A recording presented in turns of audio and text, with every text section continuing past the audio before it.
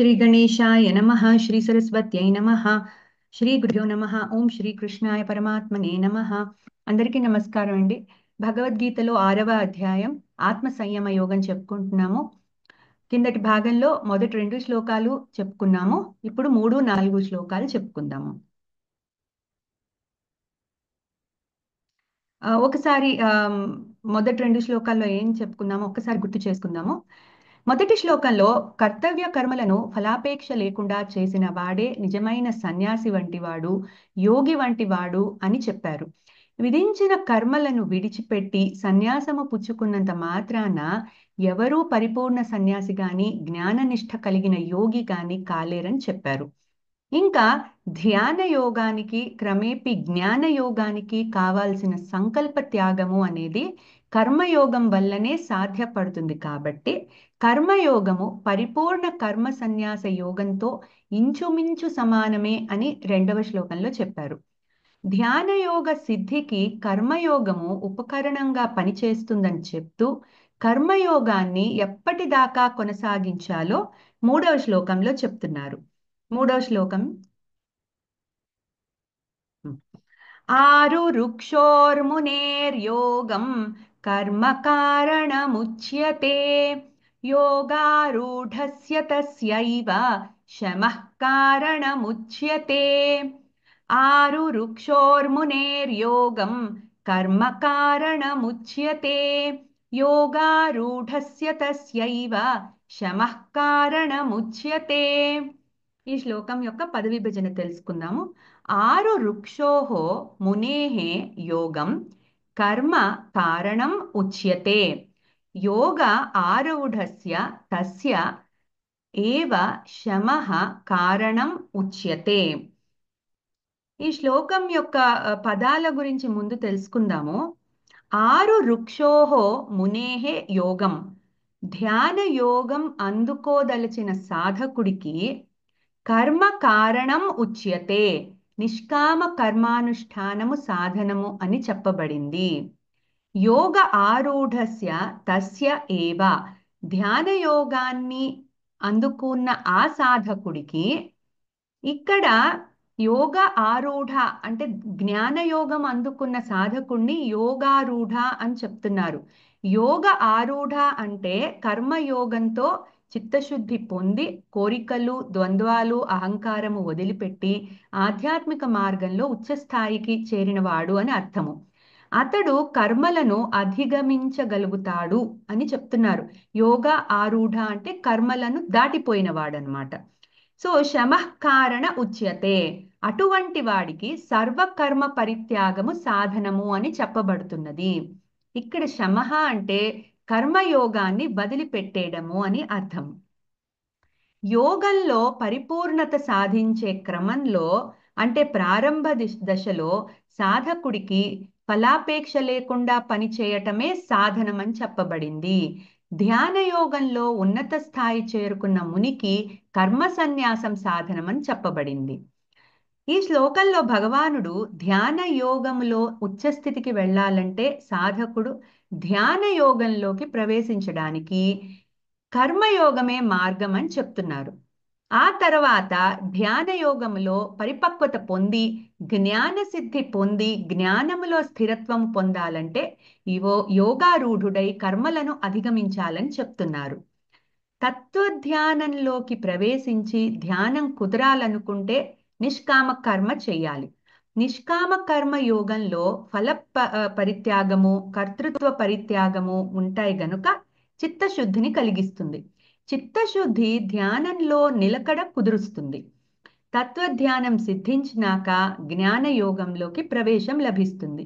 అంటే అప్పటి వరకు తెలుసుకున్న ఆత్మతత్వము అనుభవంలోకి వచ్చి ఆ కర్మయోగికి అనుభవ జ్ఞానము లభిస్తుంది. అప్పుడు జ్ఞాని అయిన కర్మయోగికి కర్మలు అవసరం ఉండదు. తన ఆత్మతో తాదాత్మ్యం చెందుతూ ఉంటాడు గనుక ప్రపంచంతో ఎటువంటి అవసరము పెట్టుకోడు. ప్రారబ్ధం వలన ఉన్ననాళ్ళు శరీరము ఉంటుంది గనుక ఆ శరీర సంబంధిత పనులు చేసుకుంటూ అన్ని ఇతర కర్మలను పూర్తిగా త్యజిస్తాడు. సర్వకర్మ ఫలత్యాగం అన్నా కర్మ సన్యాసము అన్నా ఇదే. అయితే ఈ కర్మ సన్యాసము జ్ఞానంతో చేస్తాడు. మోక్షాన్ని పొందాలనుకునే సాధకుడు జ్ఞాన యోగంలోకి ప్రవేశించి తీరాలి. జ్ఞానమే మోక్షానికి మార్గము. కానీ ఆ జ్ఞానానికి ధ్యాన యోగము ఒక మెట్టు వంటిది. జ్ఞానము పొందడానికి కర్మయోగం సహకరిస్తుంది. జ్ఞానంలో నిలవడానికి కర్మ సన్యాసం సహకరిస్తుంది.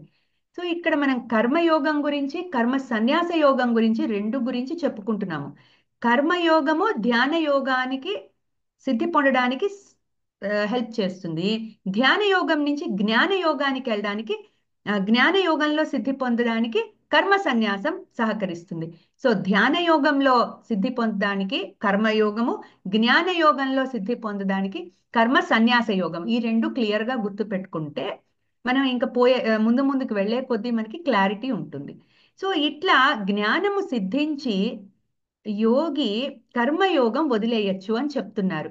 ఈ విధంగా జ్ఞానము సిద్ధించుకున్న యోగిని యోగారూఢుడు అంటున్నారు. అతడు అన్ని కర్మలను అధిగమించి జ్ఞానములో స్థిరంగా ఉన్నవాడు. అతడికి ఇంకా కర్మయోగం అవసరం ఉండదు అని శాస్త్రంలో చెప్పబడిందని భగవానుడు యోగారూఢస్య తస్యైవ శమః కారణముచ్యతే అని వాక్యంతో చెప్తున్నారు. ఇక్కడ రెండు లైన్స్ లో కూడా ఉచ్యతే ఉచ్యతే అని చెప్పారు. ఉచ్యతే అంటే శాస్త్రంలో చెప్పబడింది. శాస్త్రం అంటే వేదం. సో వేదంలో ఇలా చెప్పబడింది ఏమని? కర్మ ఆ ప్రారంభ దశలో కర్మయోగమే సాధనం అవ్వాలి ఏ సాధకుడికైనా. ఆ తర్వాత జ్ఞాన సిద్ధి పొందిన తర్వాత కర్మ సన్యాసము సాధనం అవ్వాలి. సో ఇది ఈ శ్లోకంలో భగవానుడు అందుకని ఏం చెప్తున్నారు? జ్ఞానము లభించేదాకా కర్మయోగం ఆచరించాలని చెప్తున్నారు. అంటే ధ్యాన యోగము సిద్ధించేదాకా కర్మలను విడవకూడదని చెప్తున్నారు. అయితే ఇది సహజంగా రావాల్సిన స్థితి. ధ్యాన యోగములో సిద్ధి వచ్చిందని అనుకుని కర్మ సన్యాసము చేయడానికి తొందరపడకూడదని గుర్తుంచుకోవాలి. కర్మయోగ నిష్ఠే సాధకులను ఆధ్యాత్మిక మార్గంలో ముందుకు తీసుకుని వెళ్తుందని, కర్మయోగాన్ని అధిగమించడానికి ధ్యాన యోగం సహాయపడుతుందని బోధిస్తున్నారు. కర్మయోగము ధ్యాన యోగము పరిపక్వం అయితే జ్ఞాన మార్గంలోకి ప్రవేశించినట్టే. సో ఈ మెట్లు ఫస్ట్ కర్మయోగము, తర్వాత ధ్యాన యోగము, తర్వాత జ్ఞాన యోగము, ఆ తర్వాత మోక్షము. సో ఈ మెట్లు ఒక్కొక్కటి ఎక్కుకుంటూ వెళ్ళాలని చెప్తున్నారు. సో 4వ శ్లోకంలో యోగారూఢ లక్షణాలు చెప్తున్నారు. ప్రతి సాధకుడు ఎప్పటికప్పుడు తాను ధ్యాన యోగంలో ఎక్కడ ఉన్నాడో తెలుసుకోవచ్చని చెప్తున్నారు. అంటే ఈ లక్షణాలు తెలుసుకుంటే ఇప్పుడు యోగారూఢుడే జ్ఞాన సిద్ధి పొందిన వాడిని యోగారూఢుడు అంటున్నారు. అటువంటి రూఢుడే కర్మ సన్యాసం చేయడానికి అర్హుడని చెప్తున్నారు. కాబట్టి మనము ఆ యోగారూఢిని లక్షణాలు తెలుసుకుంటే మనం కూడా ఎప్పుడెప్పుడు ఎక్కడెక్కడ ఉన్నామో ఈ సాధనా దశలో మనం తెలుసుకోవచ్చు. సో నెక్స్ట్ 4వ శ్లోకం తెలుసుకుందాము. యదా హినేంద్రియార్థేషు న కర్మస్వనుషజ్యతే సర్వసంకల్ప సన్యాసి యోగారూఢస్తదోచ్యతే. యదా హినేంద్రియార్థేషు న కర్మస్వనుషజ్యతే సర్వసంకల్ప సన్యాసి యోగారూఢస్తదోచ్యతే. ఈ శ్లోకం యొక్క పద విభజన తెలుసుకుందాము. యదా హి న ఇంద్రియ అర్థేషు న కర్మసు అనుషజ్యతే సర్వ సంకల్ప సన్యాసి యోగ ఆరూఢ తదా ఉచ్యతే. ఈ శ్లోకంలో పదాల గురించి ముందు తెలుసుకుందాము. యదా హి న ఇంద్రియ అర్థేషు, ఎప్పుడైతే సాధకుడు ఇంద్రియములకు సంబంధించిన విషయాలందు తగులుకోడో. ఇంద్రియ అర్థేషు అంటే ఇంద్రియ విషయాలు. నా కర్మసు అనుషజ్యతే, నిత్య నైమిత్తికాది కర్మల యందు తగులుకోడో. సర్వ సంకల్ప సన్యాసి, మరియు సమస్త సంకల్పాలను త్యజించినవాడు. యోగ ఆరూఢ తదా ఉచ్యతే, అప్పుడు ఆ సాధకుడు యోగాన్ని అధిగమించిన వాడని చెప్పబడుతున్నది. ఇక్కడ కూడా మళ్ళీ ఉచ్యతే అని చెప్తున్నారు. అంటే శాస్త్రంలో అలా చెప్పబడింది అని అర్థం. సో ఎప్పుడైతే సాధకుడు ఇంద్రియములకు సంబంధించిన విషయాలందు తగులుకోడో, నిత్య నైమిత్తికాది కర్మల యందు తగులుకోడో, మరియు సమస్త సంకల్పాలను త్యజించిన వాడే ఉన్నాడో అప్పుడు అతడు యోగారూఢ స్థితిని అందుకున్నాడని పెద్దలు చెప్తారు అని భగవానుడు అర్జునుడితో చెప్తున్నారు. అంటే యోగారూఢుడు అవడానికి, సాధకులు యోగారూఢ స్థితిని గుర్తించడానికి మూడు లక్షణాలు ఇక్కడ చెప్తున్నారు. మొదటిది, ఆ సాధకుడికి ఇంద్రియాలకు సంబంధించిన విషయాల మీద ఆసక్తి ఏమాత్రం ఉండకూడదు. రెండవది, నిత్య నైమిత్తిక కామ్య నిషిద్ధ ఆ, ఏ కర్మలను మీద కూడా ఆసక్తి ఉండకూడదు. సమస్త సంకల్పాలను త్యజించాలి. సో ఇట్లా ఈ మూడు లక్షణాలు ఉన్నవాడే యోగారూఢ స్థితికి వెళ్ళినవాడు అని చెప్తున్నారు. ఇక్కడ భగవానుడు ఒక జ్ఞాన యోగి యొక్క సహజ స్థితిని చెప్తున్నారు. యథార్థ సన్యాసి కావాలని పని కట్టుకుని విహిత కర్మలను పరిత్యాగం చేయకూడదని చెప్తున్నారు. దీనికోసం ముందుగా ఇంద్రియాలను జయించి చిత్త ఏకాగ్రతను సాధించాలని ముందు నుంచే చెప్తూనే ఉన్నారు. ఇది ఇంకోసారి మనం గుర్తు చేసుకోవాలి. అలా సాధన చేసే కొద్దీ ఈ మూడు లక్షణాలు క్రమంగా వస్తాయి. ఇంద్రియాలను జయించాలన్నా, కర్మల మీద ఆసక్తి తగ్గాలన్నా ముందుగా అన్ని సంకల్పాలను త్యజించాలని చెప్తున్నారు. సంకల్పాలు అంటే మనస్సులో కలిగే ఆలోచనలు. ఈ ఆలోచనల వల్ల కోరికలు పుడతాయి. ఈ కోరికలు మూడు రకాలని తెలుసుకోవాలి. ఒకటి ఐహిక కోరికలు, అంటే ఇక్కడ ఈ లోకంలోనే మనకి అనుభవించడానికి కోరికలు, అనుభవించేవి పొందాలనే కోరికలు. అలాగే పరలోక సుఖాల మీద కోరికలు, అంటే స్వర్గలోకము ఇత్యాది లోకాలకి వెళ్ళాలి తర్వాత, ఈ మానవ శరీరం తర్వాత అలా పైలోకాలకి, లైక్ స్వర్గము, గోలోకము, సూర్యలోకము, విష్ణులోకము, బ్రహ్మలోకము, ఇలా చాలా లోకాలు ఉంటాయి. అట్లా వెళ్ళి అక్కడ సుఖాలు పొందాలని అనుకునే ఉమ్, పరలోక సుఖాల మీద కోరికలు. అట్లాగే ఆధ్యాత్మికమైన కోరికలు, అంటే మోక్షం పొందాలి నేను నేను ఉమ్, అన్నది ఆధ్యాత్మికమైన కోరిక. సో ఇట్లా మూడు రకాలైన కోరికలు ఉంటాయి. ఈ మూడు రకాలైన కోరికలు కూడా జ్ఞానయోగ సాధనలో ఆ ఆ సాధకుడికి శత్రువులే అని చెప్తున్నారు. ఎందుకంటే కోరిక ఉన్నంతసేపు ఆ కోరిక తీరిందా లేదా అన్న దాని మీద మనం దృష్టి పెడతాం. సో ఆ పర్టికులర్ ఆ జర్నీలో మనము ఎనర్జీ మనం ఎంతసేపు ఆ ఫలితం మీద పెట్టుకుంటాం. కాబట్టి కోరికలు ఉన్నప్పుడు ఇంకా పని మీద శ్రద్ధ తగ్గిపోతుంది. అది ఇదివరకు కూడా మనం చెప్పుకున్నాం. అందుకని కోరికలు అనేవి ఎంత తగ్గించుకుంటే అంత ఆధ్యాత్మిక మార్గంలో జర్నీ అనేది సాఫీగా జరుగుతూ ఉంటుంది. సో ఆలోచనలు ముందుగా సూక్ష్మమైన మనస్సులో కలుగుతాయి.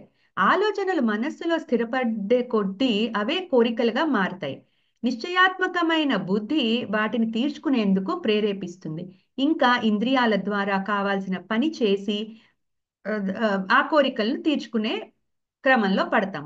ఈ విధంగా మనస్సులో కలిగిన ఆలోచనల వలనే మానవులు సకామ కర్మలు చేస్తున్నారని తెలుసుకోవాలి. సకామ కర్మ, నిష్కామ కర్మ. కర్మయోగం అంటే నిష్కామ కర్మ. సకామ కర్మ చేసినంతసేపు అది కర్మయోగంగా మారదు.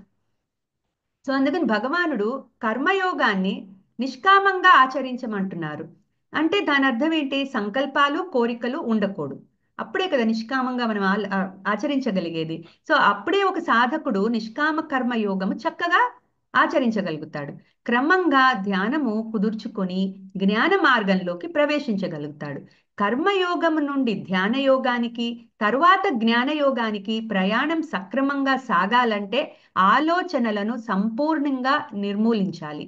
ఆలోచనలు దృఢపడితే కోరికలయ్యి సాధకుడి నిష్టను చెడగొట్టేస్తాయి. సో ఇది ఈ లైన్ ఎప్పుడు మనం గుర్తుపెట్టుకోవాలి. అయితే సాధకులు వారు ధ్యాన యోగంలోకి వచ్చాక యోగారూఢులయ్యారో లేదో వారికి వారే తెలుసుకోవచ్చని చెప్తున్నారు.